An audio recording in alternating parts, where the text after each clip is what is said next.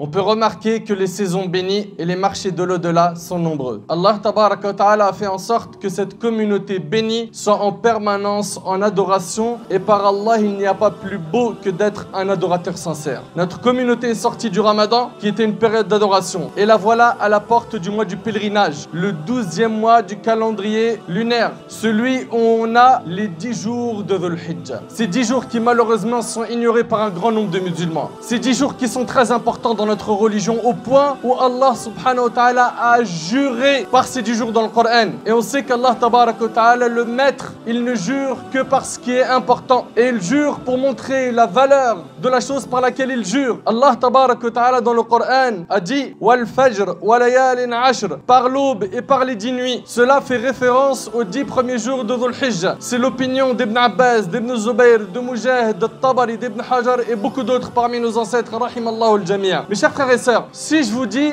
que dans pas longtemps, il y aura 10 jours dans lesquels il y a un emploi, si tu le prends au sérieux, tu peux être millionnaire. 10 jours, tu les consacres à ce travail, tu deviens millionnaire. Qui d'entre nous va penser à autre chose que cet emploi? L'étudiant va peut-être faire un break dans ses études. Celui qui travaille va peut-être poser des congés. Pourquoi? Parce qu'en 10 jours, il peut être millionnaire. Il sait qu'ici, il peut gagner énormément. Et là, pas du gain, vous savez très bien, ça attire tout le monde. Là, mes frères et sœurs, on ne parle pas de millions d'euros, mais on parle de grandes récompenses auprès d'Allah subhanahu wa ta'ala. On parle d'une occasion en or où tu peux te racheter auprès d'Allah. On parle d'une occasion où tu peux te réconcilier avec ton maître. Le prophète sallallahu alayhi wa sallam a dit les meilleurs jours de ce monde sont les 10 jours de Dhul Hijjah. Et quand on dit les 10 jours, est-ce qu'on parle de la première décade, la deuxième ou la troisième? On parle de la première, c'est-à-dire c'est les 10 premiers jours du mois de Dhul Hijjah qui arrivent dans quelques jours, bi'idhnillah. Malheureusement, un grand nombre de musulmans sont insouciants face à ces occasions en or où on peut gagner beaucoup. Vous savez, mes frères et sœurs, quand quelqu'un va chez le médecin et que le médecin, en le consultant, il s'aperçoit qu'il a au départ une petite maladie. Puis, il continue à creuser et le médecin voit une autre maladie. Et il continue à creuser jusqu'à ce qu'il voit un cancer. On est bien d'accord que ce médecin va d'abord traiter le cancer avant les autres maladies. Pourquoi? Il va fonctionner par ordre de priorité. Nous, malheureusement, on a plein de problèmes, on a plein de mashakil. On a des épreuves dans le travail, des épreuves dans nos familles, des épreuves de santé, des épreuves dans le couple, des épreuves, on en a, en veux-tu, en voilà. Mais la plus grande épreuve qu'on a et face à laquelle nous sommes insouciants, c'est qu'on s'est éloigné d'Allah et on s'est attaché à ce bas monde. Et s'il y a quelque chose à soigner en priorité, c'est ça, c'est le plus grand problème qui nous a touchés. L'attachement aveugle à cette dunya, au point où on ne pense plus à l'akhira, l'au-delà. On a vendu l'au-delà pour un vil bas monde, pour un petit peu d'argent, pour le pouvoir, pour la notoriété. On est prêt à lâcher notre religion et on se plaint des problèmes. Tu n'as pas soigné le plus grand de tes problèmes, à savoir ta relation bancale avec Allah. Dans quelques jours, on va accueillir les 10 jours de Dhul Hijjah. Ces 10 jours qui ont un grand mérite. Ibn Hajar, rahimallah, il dit que ces 10 jours ont une particularité spéciale. Vous savez c'est quoi? C'est que toutes les adorations sont réunies dans ces 10 jours. Dans ces 10 jours, on peut faire le hajj. Dans ces 10 jours, on peut faire l'aumône.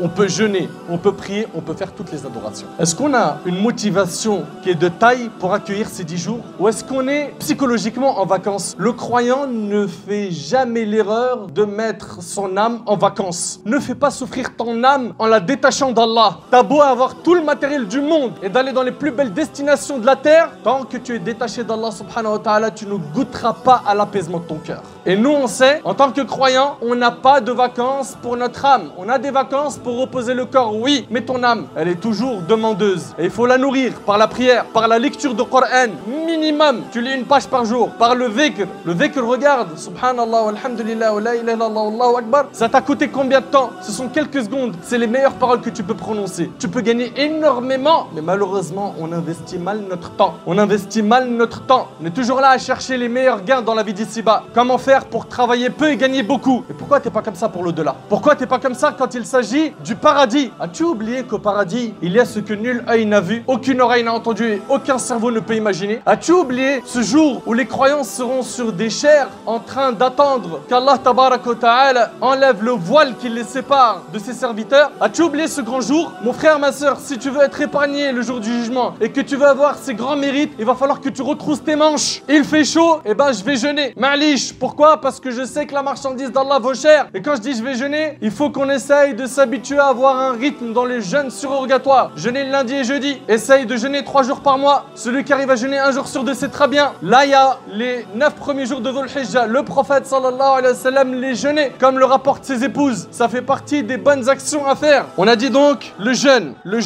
des 9 premiers jours. Pourquoi pas le 10e? Car le 10e jour de Dhul Hijjah, c'est le jour de l'Eid. Et le jour de l'Eid, c'est interdit de jeûner en islam. Deuxièmement, multiplie le dhikr pendant ces jours. Le dhikr, c'est les formules de rappel. Comme le fait de dire Subhanallah, Alhamdulillah, La ilaha illallah, Allahu Akbar, La hawla wa la quwwata illa billah. Selon Abdullah ibn Umar, radiyallahu anhu, le prophète sallallahu alayhi wa sallam a dit: il n'y a pas de jour plus important auprès d'Allah et au cours desquels les œuvres sont plus aimées de lui que durant ces 10 jours. Donc, dans cette période, répétez les formules Allahu Akbar, La ilaha illallah, Alhamdulillah. Le hadith il est rapporté par l'imam Ahmad. Partout où on se trouve, multiplions le dhikr. Dans la mosquée, à la maison, sur le chemin du travail. Ne perds pas de temps. Donc, multiplions le dhikr. Allah yajazikum khair. L'imam al-Bukhari rapporte qu'Ibn Umar et Abu Huraira radiyallahu anhuma allaient au marché pendant les 10 jours et ils répétaient Allahu Akbar et les gens répétaient derrière eux. Ils étaient là à faire revivre la sunna du prophète sallallahu alayhi wa sallam. Également, parmi les actions à faire pendant les 10 jours de Dhul Hijjah, le Hajj et la Umrah. Pendant ces 10 jours, multiplie la lecture du Coran. Les prières surrogatoires. Fais des efforts en faisant des prières à la nuit. D'ailleurs, Saïd ibn Jubayr, le grand rapporteur de hadith, faisait énormément d'efforts pendant ces 10 derniers jours et il disait même: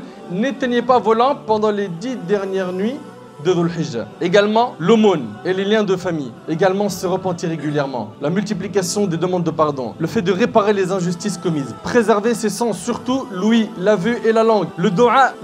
Combien d'entre nous, on a des demandes à adresser à Allah subhanahu wa ta'ala et on adresse à Allah subhanahu wa ta'ala que 5% de nos demandes. Et on sait qu'on a besoin d'Allah subhanahu wa ta'ala, mais on lui demande pas assez. Il faut demander à Allah également, et ça c'est un point très important, celui qui se sent incapable de faire tout ce qu'on a cité, qu'au minimum il s'abstienne de faire du mal, car il y a en cela beaucoup de bien. Beaucoup de bien. Parmi ce qui est recommandé aussi, on a le sacrifice d'une bête le jour de l'Eid. Mes frères et sœurs, ne ratons pas cette occasion. Faites profiter votre famille de cette période bénie, vos amis, afin que soit averti l'insouciant et afin d'encourager le paresseux. Et n'oubliez pas que celui qui indique un bien en a la même récompense et qu'en tant que musulman, on a le devoir du bon conseil et qu'aucun d'entre nous ne sera un véritable croyant que lorsqu'il aimera pour son frère ce qu'il aime pour lui. Qu'Allah tabaraka wa ta'ala nous donne la force et la motivation de pouvoir œuvrer pendant ces 10 jours et durant toute notre vie comme il se doit. Qu'Allah subhanahu wa ta'ala accepte nos œuvres, qu'Allah azza wa jal nous accorde la sincérité et la piété, qu'Allah tabaraka wa ta'ala nous ressuscite en compagnie des pieux, à leur tête le prophète sallallahu alayhi wa sallam, et qu'il nous fasse rentrer avec lui au paradis.